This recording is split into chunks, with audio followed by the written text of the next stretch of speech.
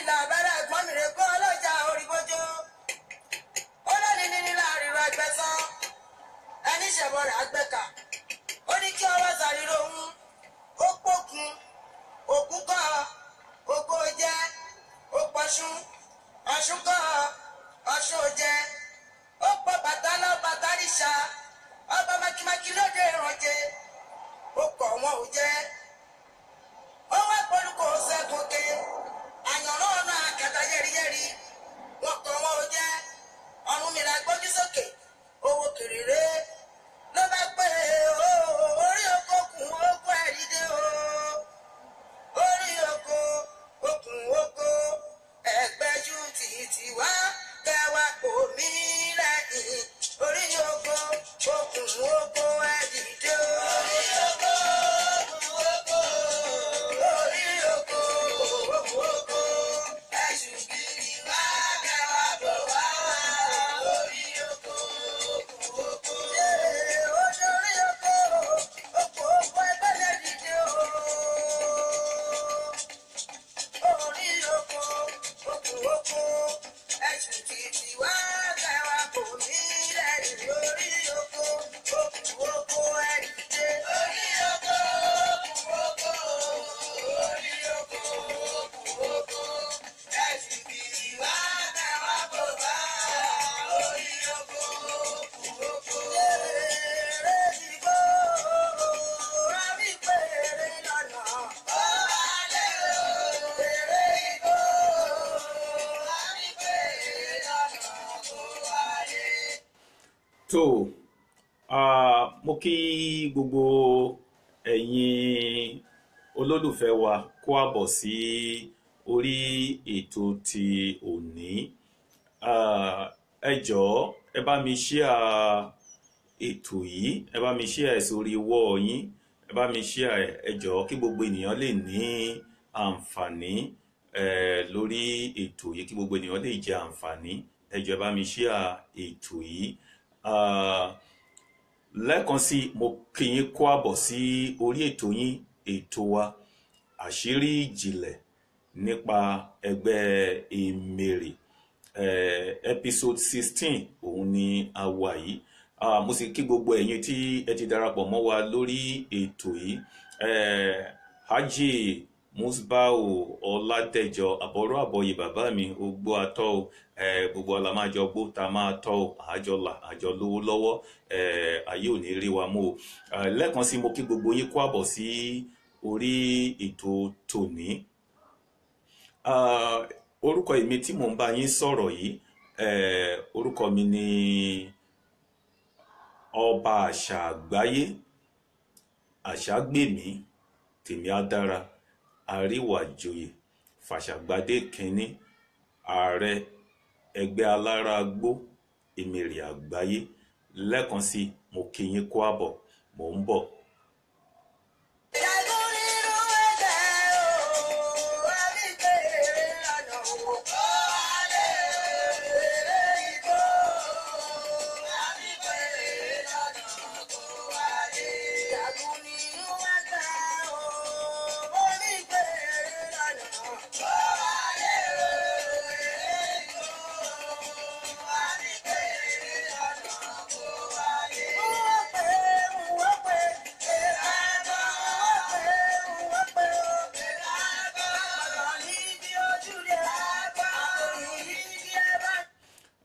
Ẹ jọ̀ọ́ ẹ bá mi share ètò yìí, ẹ bá mi share sórí wall yín.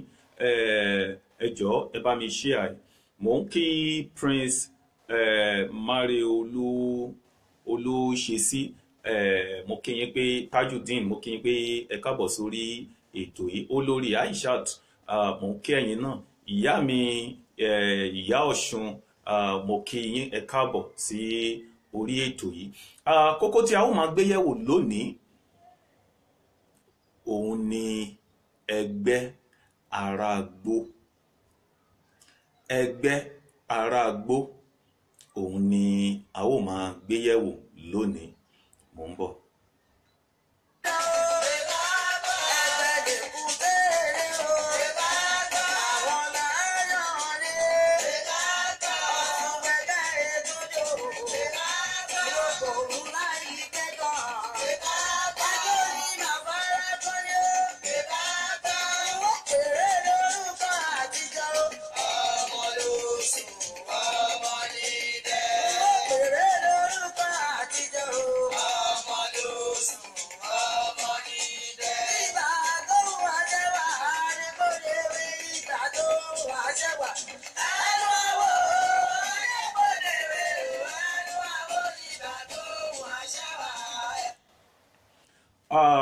You are all welcome to the public lecture of Secret Behind Egbe Emere.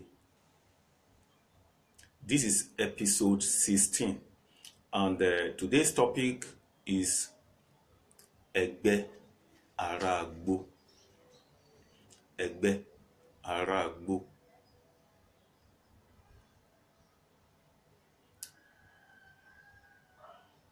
Babalawo Fatusko, you are welcome. Yeye Measure, Iyabode, Yeye Faji, you are welcome to this program. What is Egbe? What is Egbe? Egbe means mate. Egbe means mate. The mate that we are talking about here is spiritual mate or spiritual society. We have about 3,000 different groups of Egbe. Almost of everybody belong to Egbe, but we have different types of Egbe. Come.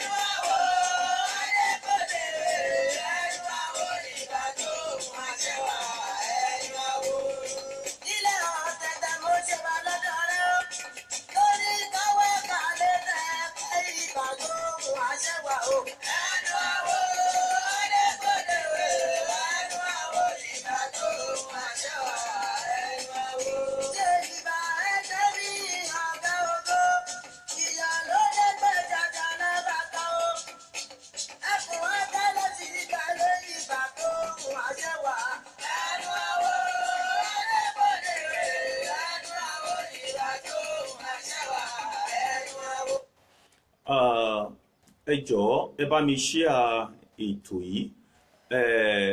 Mo ń kí His Royal Majesty Ọba Ọlátúnjí Olúyọ̀mí kábọ̀ sórí ètò yìí. Ìyánífà Ìyálóde from Brazil, you are welcome. Kí là ń pè ní Aragbo? Kí là ń pè ní Aragbo gangan? Ẹ jọ̀ọ́ ẹ bá mi share ètò yìí. Ẹ bá mi share ètò yìí sí orí wall yín ẹ jọ̀ọ́. Aragbo jẹ́ ọ̀kan lára 3,000 groups tí ọ̀nà tí Egbe pín sí.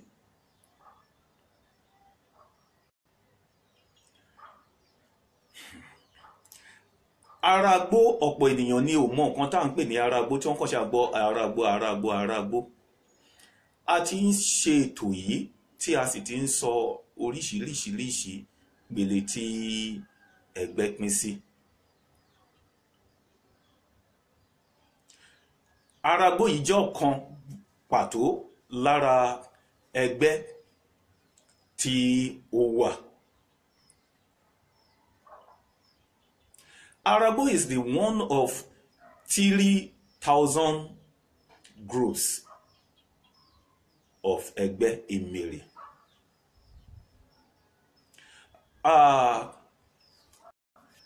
Egbe tó ń gbé inú igbó, Egbe inú igbó, òun ni à ń pè ní Aragbo.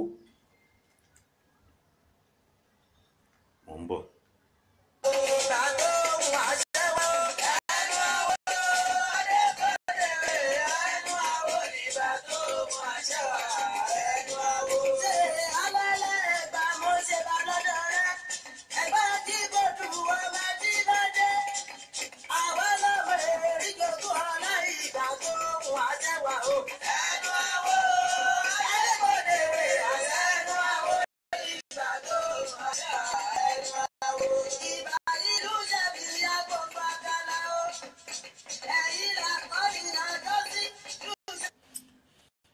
mo ń kí Adéyẹmí Adégbóyèga Felix, ẹ káàbọ̀ sórí ètò yìí. Ẹ jọ̀ọ́ ẹ bá wa ṣíà ètò yìí. Gbogbo ẹ̀yin tí ẹ ti ń bá wa ṣíà ètò yìí lọ́wọ́lọ́wọ́ báyìí, ẹgbẹ́ ò ní dójú tì yín o, ẹgbẹ́ ò wá ní farapamọ́ jẹ yín níyà. Ibi ire báyìí òun ni ẹgbẹ́ máa kọ sí yín. A wá kọjú owó sí yín, a kọjú ọlá sí yín, a kọjú iyì sí yín. Ẹgbẹ́ ò wá ní dójú tì yín ní gbàgbà, wọn ò wá ní dójú tì yín gan ní kọ̀rọ̀. Bí mo ṣe fẹ́ kó ṣe rí fún yín, bẹ́ẹ̀ náà ló ṣe máa rí. Ohun tí à ń sọ ni pé Aragbo ó jẹ́ ẹgbẹ́ tó ń gbé nínú igbó. Aragbo ó jẹ́ ẹgbẹ́ tó ń gbé nínú igbó.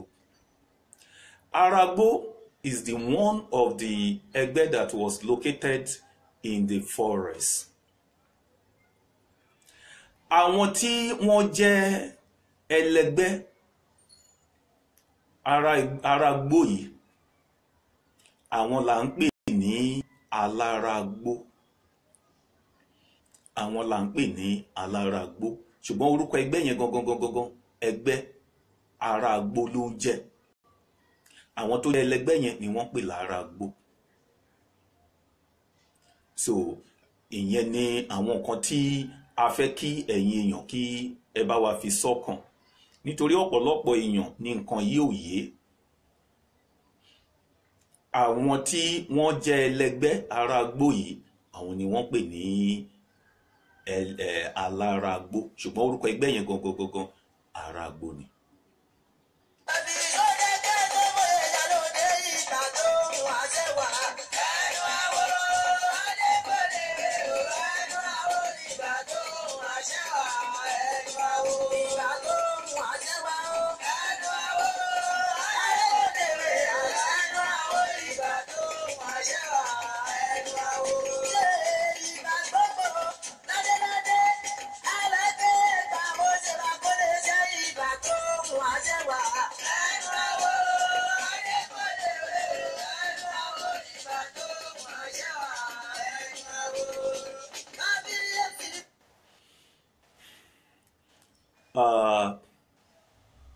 Ẹ jọ̀ọ́ ẹ túbọ̀ bá wa ṣíà ètò yìí.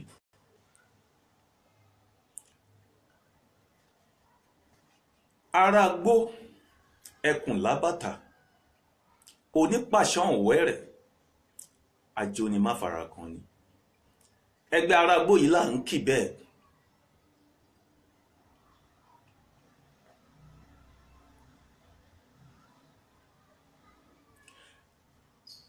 Ẹgbẹ́ Aragbo ó jẹ́ ọ̀kan lára ẹgbẹ́ tó jẹ́ pé wọ́n ṣe pàtàkì. Ọ̀pọ̀ ènìyàn òun ló jẹ́ ẹlẹgbẹ́ yìí tí ó mọ̀.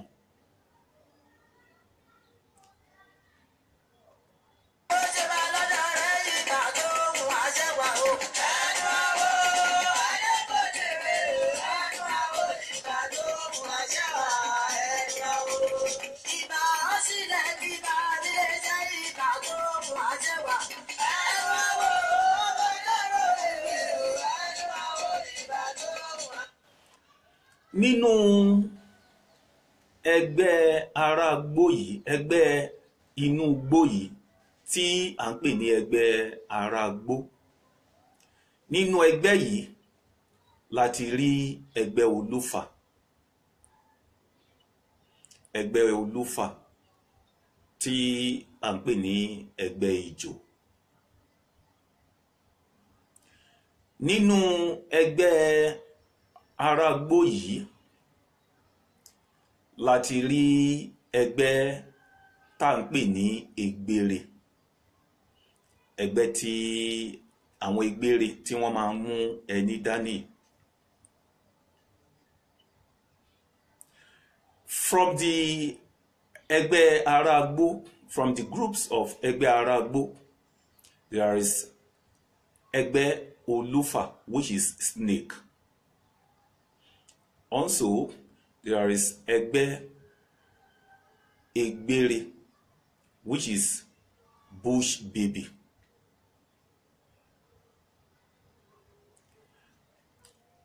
àti ọ̀pọ̀lọpọ̀ díẹ̀ lára àwọn tí a fẹ́ sọ̀rọ̀ lé lórí lónìí nínú ẹgbẹ́ Aragbo òun ni ẹgbẹ́ mẹ́ta yìí wọ́n ju mẹ́ta lọ.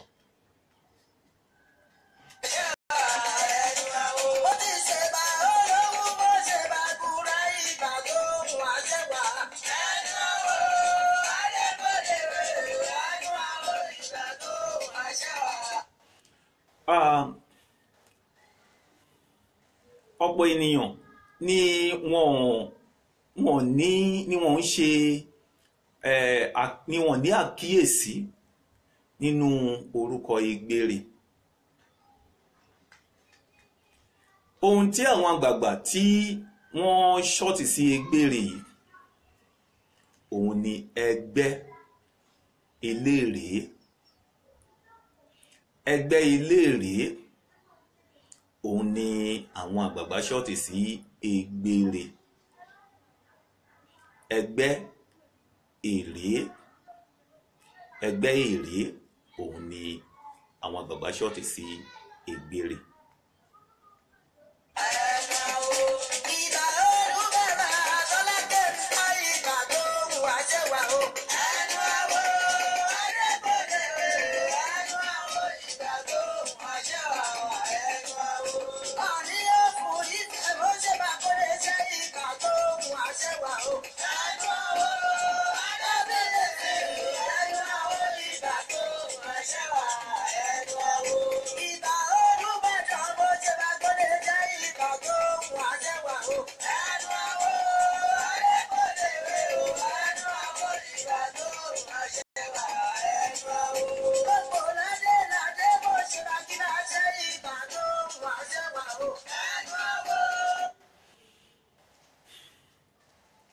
Ìyá nífà Ifá dára sí mi, ẹ káàbọ̀ sí orí ètò yìí. Ẹgbẹ́ igbó yìí tí ń ṣe Aragbo yìí, ẹgbẹ́ olúfà àti ẹgbẹ́ èrè yìí tá à ń pè ní Egbere, ọ̀kan ṣoṣo náà ni wọ́n, inú gúrùpù kan ni wọ́n wà.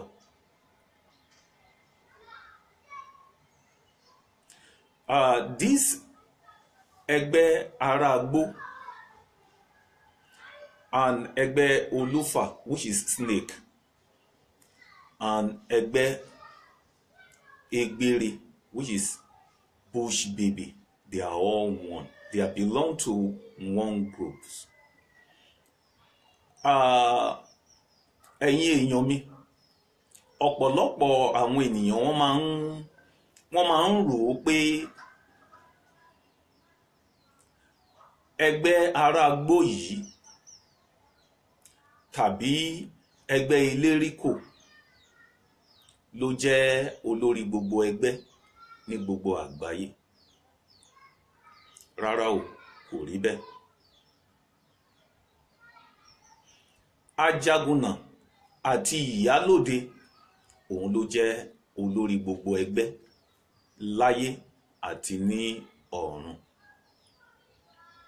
Ajagunà àti ìyálóde. So some people think maybe Egbe Aragbo or Egbe Ilérìkò is the head of all the Elegbe in heaven and on earth. No. The head of Elegbe in heaven and on earth is Ajaguna and Iyalode. Ajaguna and Iyalode.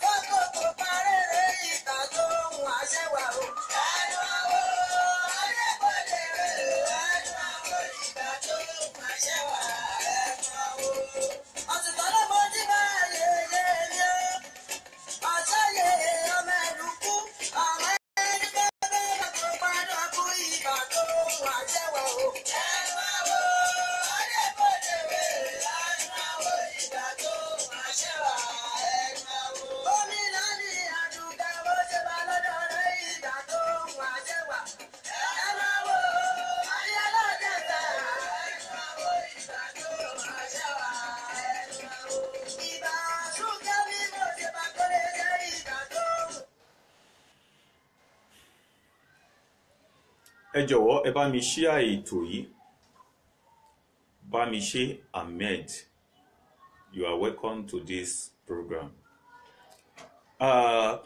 Lára àwọn àmì tí a lè fi mọ àwọn ẹgbẹ́ mẹ́tẹ̀ẹ̀ta yìí, lára àwọn àmì tí a lè fi mọ àwọn ẹgbẹ́ mẹ́tẹ̀ẹ̀ta yìí,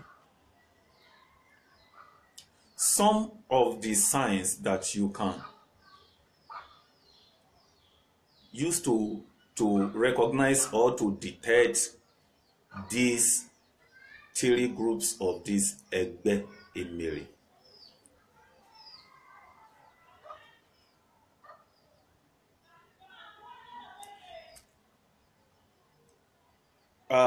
Aláràgbó, Aragbo, tàbí ká ní aláràgbó nítorí ẹni tí ó bá jẹ́ ẹlẹgbẹ́. Aragbo là ń pè ní aláràgbó. Aláràgbó. Ẹni tó bá ń lá àlá,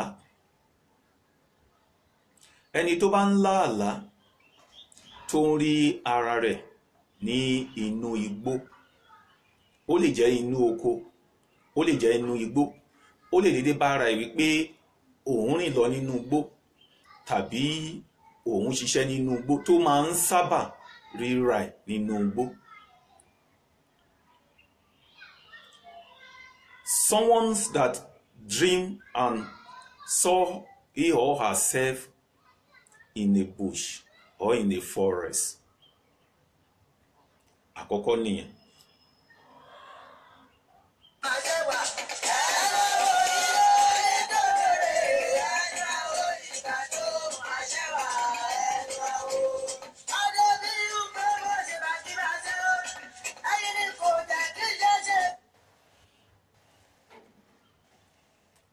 Ẹlẹ́kejì,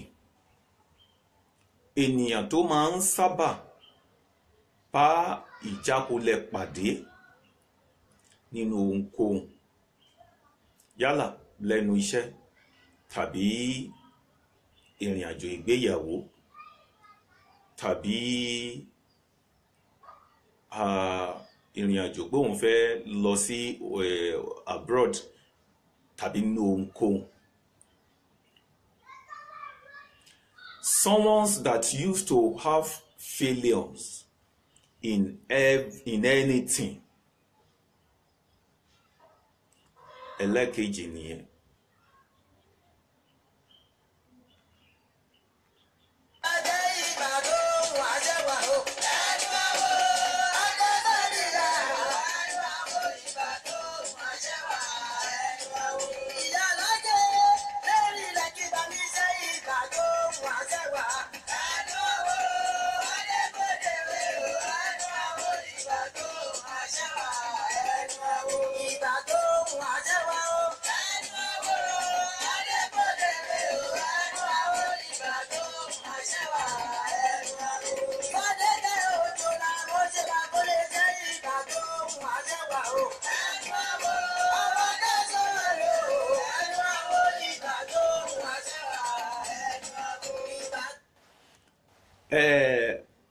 Àmì kẹta,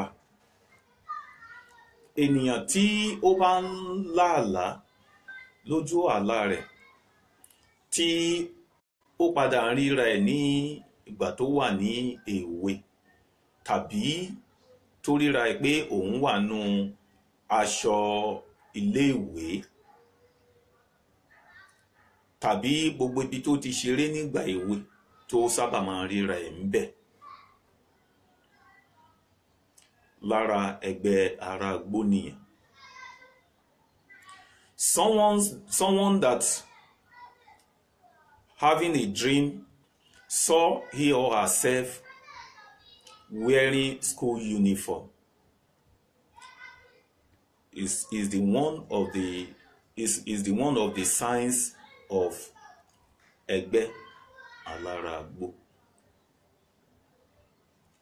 Princess Adéṣẹwà Adétòkunbọ̀, ẹ káàbọ̀ sí orí ètò yìí. Ifáṣọlá Àràbáwò, ẹ káàbọ̀ sórí ètò yìí. Ẹ jọ̀ọ́ ẹ bá mi share ètò yìí. Ẹ bá mi share ètò yìí.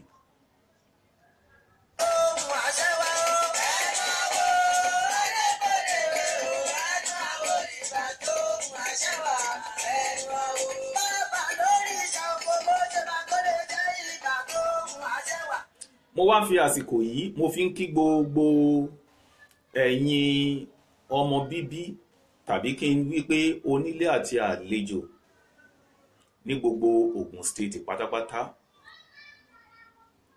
torí ẹ̀yin ni ẹ jẹ́ kí gbogbo ayé mọ ẹgbẹ́ tó ń jẹ́ Aragbo.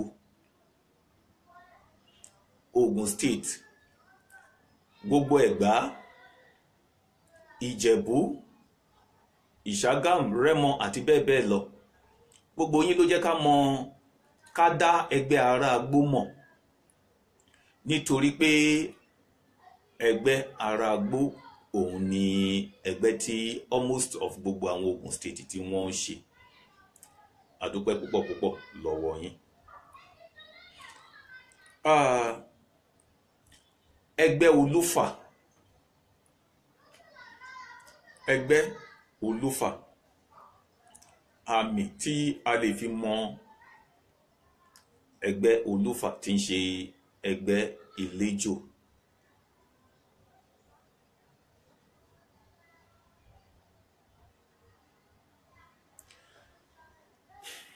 Ènìyàn tó bá ń lá àlá tó ń ríra rẹ̀ nínú, tó ń rí ejò, tó máa ń sábà rí ejò lójú àlá rẹ̀, yálà ó ń bá ejò ṣeré tàbí ejò ń lé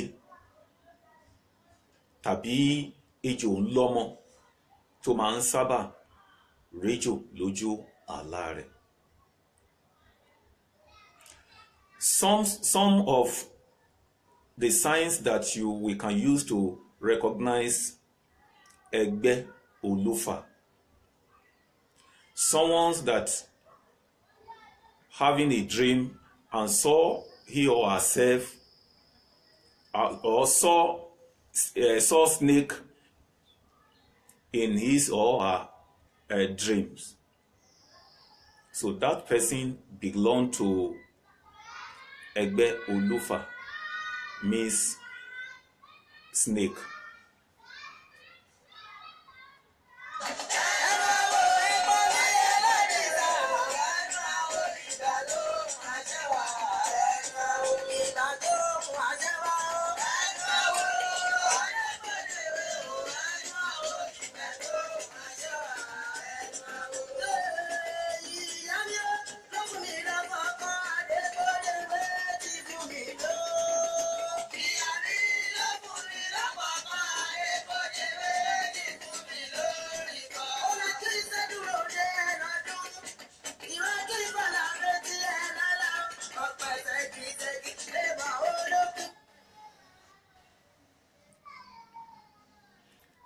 Ènìyàn tí kò bá nífẹ̀ẹ́ sí ejò láti máa jẹ, ènìyàn tí ò bá nífẹ̀ẹ́ sí ejò láti máa jẹ, someone does not like to eat snake. Ènìyàn tí ò bá nífẹ̀ẹ́ sí ejò láti máa jẹ, tàbí ènìyàn tí yálà ó wà nú ẹ̀gùn, èyí tí àwọn ẹlẹ́sìn ìgbàgbọ́ máa ń pè pé ó wà nú ẹ̀mí. Tí onítọ̀hún bá wà nú ẹ̀gùn tó ń lọ bí ejò nílẹ̀, tó máa sábà ń lọ bí ejò, ẹgbẹ́ ìlejò tí ń ṣe ẹgbẹ́ Olúfà, òun ni irú ẹ̀dá bẹ́ẹ̀ jẹ́.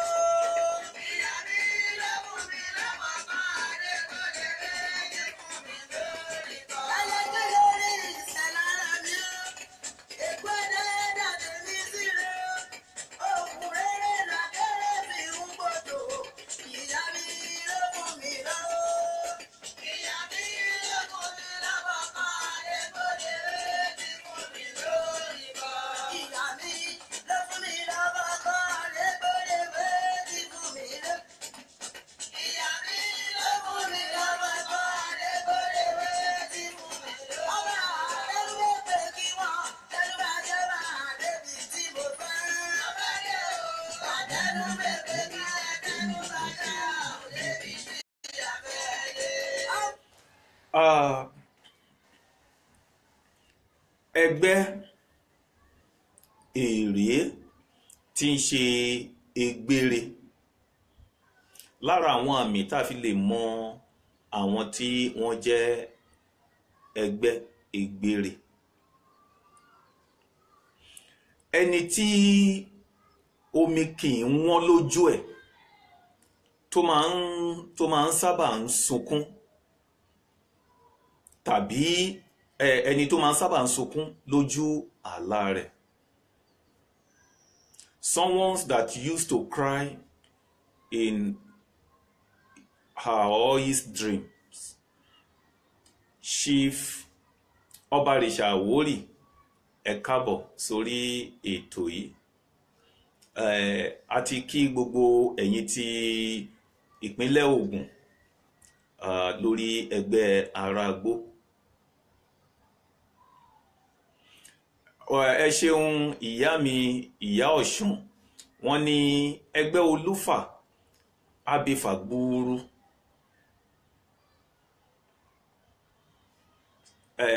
Àwọn ìyá nìyí, ìyá Ọ̀ṣun láti ìpínlẹ̀ Ògùn. Ẹ ṣeun púpọ̀ púpọ̀.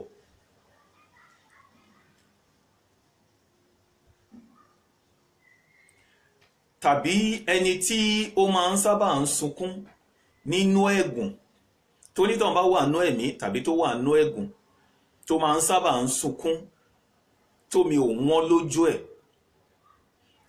onítọ̀hún ẹgbẹ́ ìgbére ni onítọ̀hún jẹ́.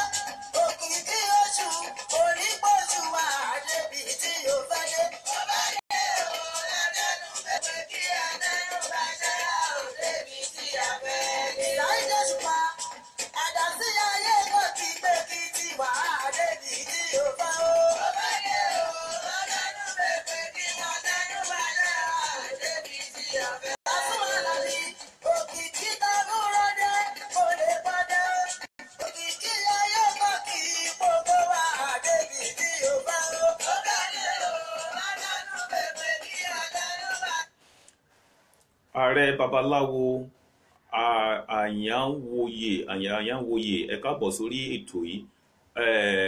Omilana Ìfarónkẹ́ Fagbèrò, ẹ káàbọ̀ sórí ètò yìí.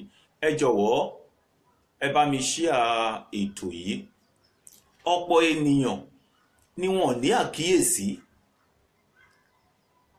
Ṣé rí gbogbo ẹgbẹ́ wọ̀nyí pátápátá, òun ló ṣe pàtàkì nínú ayé èèyàn. Bó tilẹ̀ jẹ́ pé ó tún ní ọ̀pọ̀ ọ̀nà tí ó gbà ní ìpalára fún èèyàn tí ènìyàn ò bá ṣèwádìí ara ẹ̀. Ó yẹ ká ṣèwádìí ara wa ká lè mọ irú ẹ̀dá tí a jẹ́. Ó yẹ ká ṣèwádìí ara wa ká lè mọ irú ènìyàn tá a jẹ́ gan-an.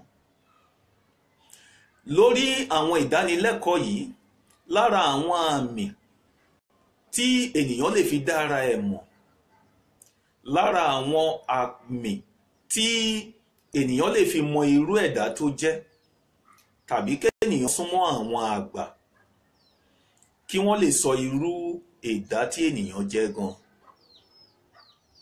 Nígbà ayé àtijọ́, àwọn baba ńlá wa wọ́n máa ń wo àkànṣẹ̀jayé ọmọ.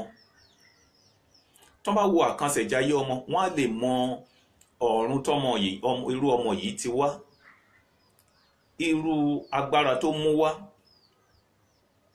irú àwọn èèwọ̀ tó ní. Ẹlòmíràn á wò pé á lòun ò ní èèwọ̀ kankan láyé, òun ò ní èèwọ̀ aṣọ, kò ní èèwọ̀ oúnjẹ, àfìgbẹ́ nìkan lòun ò lè bá ènìyàn jẹ. Irú àwọn ẹ̀dá báyìí àìmọ̀kan òun ló ń dà wọ́n láàmú. Kò sí ẹ̀dá tó wà nílé ayé tí ò ní èèwọ̀ tiẹ̀. Àbọ̀rọ̀ àbọ̀yè fún gbogbo ẹ̀yin babaláwo. Àwọn babaláwo ló máa ń sọ pé nítorí èèwọ̀ gan la fi ń tẹfá. Àwa ẹlẹ́gbẹ́ ọmọ kò sí ẹgbẹ́ tí ò ní èèwọ̀ tiẹ̀. Ṣùgbọ́n ẹni tí ò bá mọ àwọn nǹkan wọ̀nyí, òun ni máa fi ń dojúkọ ọ̀pọ̀ ìṣòro. Tonítọ̀ òun máa fi ń le tí kò rọrùn fún láti bá. Ẹ bá jẹ́ ká gbìyànjú ká ṣe ìwádìí ara wa.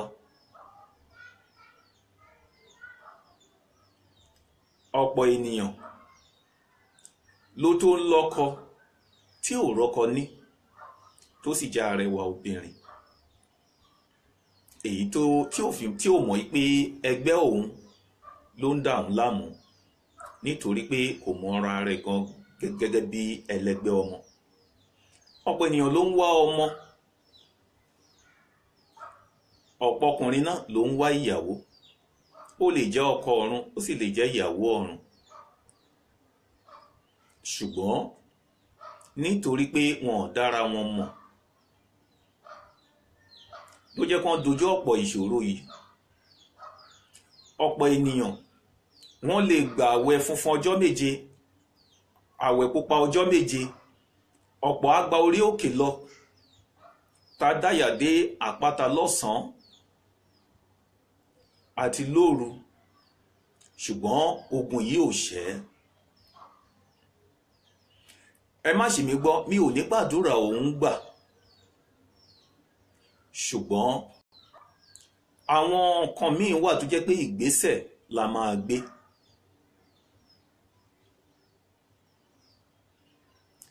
Ẹ gbọ́, ẹ̀yin tí ẹ lọ́gbọ́n jù mí lọ. Irú ẹni tó dá májẹ̀mú pẹ̀lú ẹgbẹ́ rẹ̀ lọ́run wípé tóun bá délé ayé, òun ò ní fara kan aṣọ pupa. Ohun tó bá jẹ́ pupa, òun ò ní bá ẹ̀dá ọmọ ènìyàn lò. Tó wá délé ayé, tó wá jẹ́ pé aṣọ pupa ló wá wò ó tó yàn láyò, àwọn ọ̀nà ẹ̀ wá dojúrú. Ó wá gba orí òkè lọ, ó wá bẹ̀rẹ̀ sí ní gbàdúrà. Ẹ wí fún mi, báwo ni irú àdúrà irú èèyàn ẹ̀dá bẹ́ẹ̀ ṣe lè gbà? Àbí tá bá rẹ́ni sọ fún yín pé má lo nǹkan pupa mọ́. Ìdí nìyí tí ó fi yẹ kí gbogbo wa ká ṣèwádìí ara wa, ká lè mọ irú ẹ̀dá tí a jẹ́ gan-an.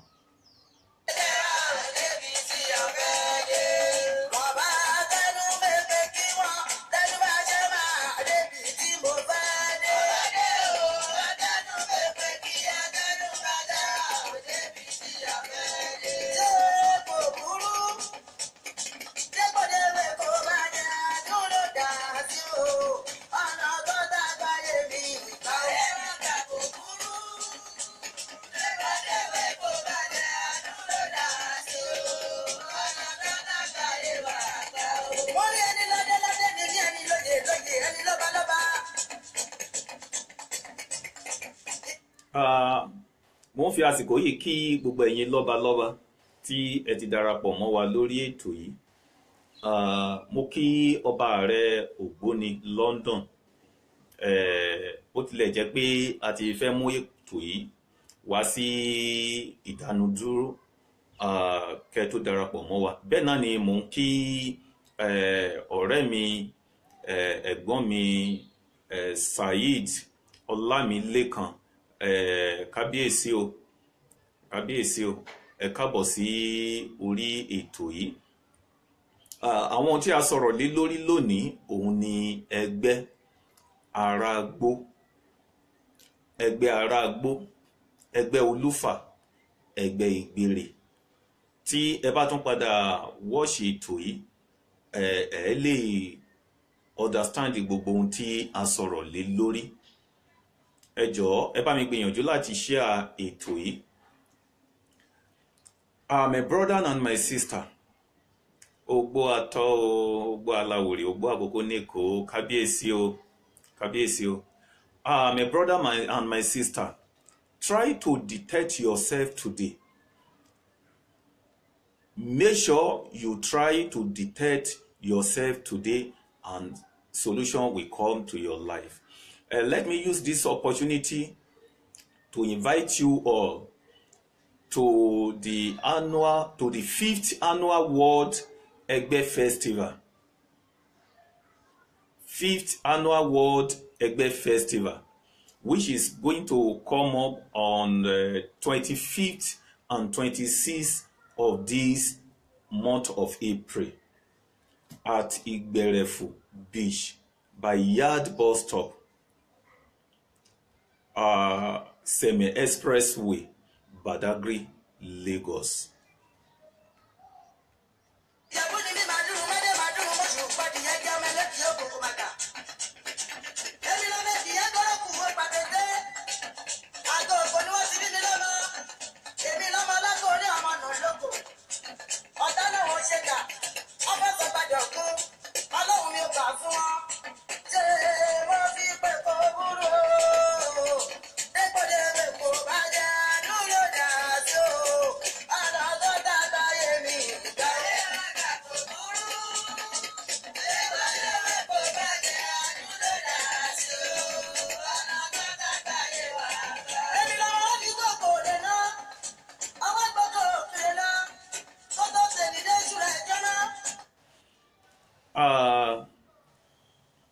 Níparí ètò yìí ni ààrẹ ìṣẹ̀ṣe Dagunro aṣòro fìjà lọ ọba ẹnìkan jà fọwọ́ gún gbogbo ilé lójú.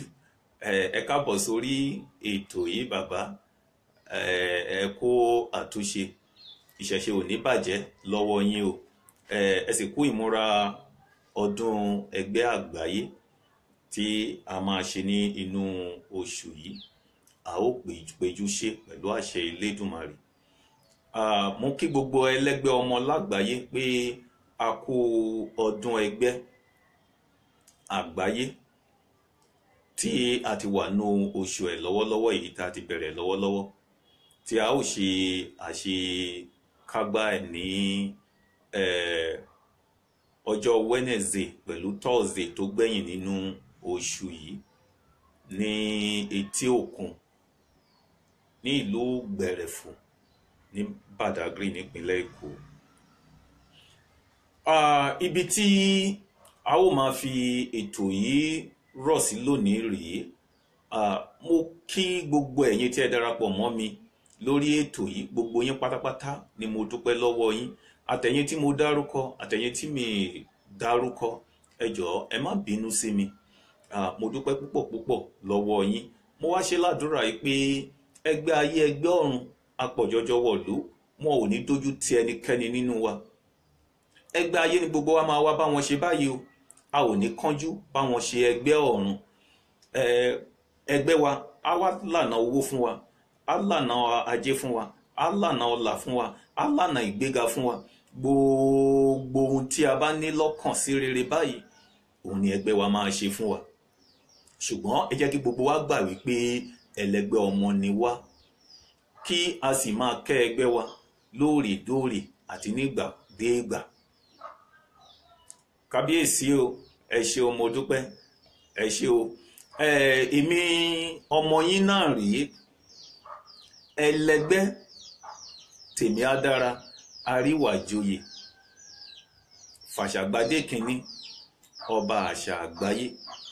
Ẹ̀yin tí ẹ bá fẹ́ pè mí, ẹ lè pè mí sí orí aago 080 33 70 26 25 080 33 70 26 25. Mo dúpẹ́ púpọ̀ o kábíyèsí Saheed, mo dúpẹ́ lọ́wọ́ yín. Ìṣẹ̀ṣe ò ní bàjẹ́ lọ́wọ́ yín o.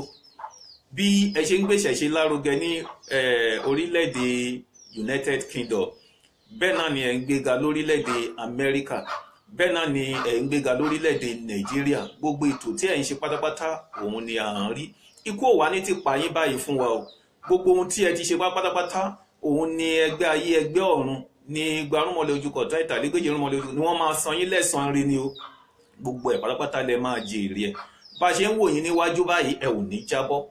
Bá a ṣe ń wò yín níwájú báyìí ẹ ò wá ní padà dé èrò ẹ̀yìn o. Gbogbo èyí tí mo wí fún yín lónìí, ẹgbẹ́ ayé ẹgbẹ́ ọ̀run wọn á parapọ̀, wọn á sọ ẹnu mi dàṣẹ. Bẹ́ẹ̀ náà ni ó máa rí, ó ti rí bẹ́ẹ̀. Àdúrà tí mo gbà fún kábíyèsí náà ni mo gbà fún gbogbo ẹ̀yin tẹ́ darapọ̀ mọ́ wa lónìí. Ẹgbẹ́ ayé ẹgbẹ́ ọ̀run wọn á jẹ́ kí àdúrà náà kó ṣe mọ́ gbogbo wa lára o. Ó tún wá di ọjọ́ ìsinmi tó ń bọ̀. Èmi ò ní kú kó tó dọjọ́ náà, bẹ́ẹ̀ náà ni ẹ̀yin náà ò ní kú. Ikú ò wá ní pa wá, bẹ́ẹ̀ ni kò ní pa ọmọ wa. Ayọ̀ àti àlàáfíà òun la ó fi pàdé lọ́sẹ̀ tó ń bọ̀. Ire o.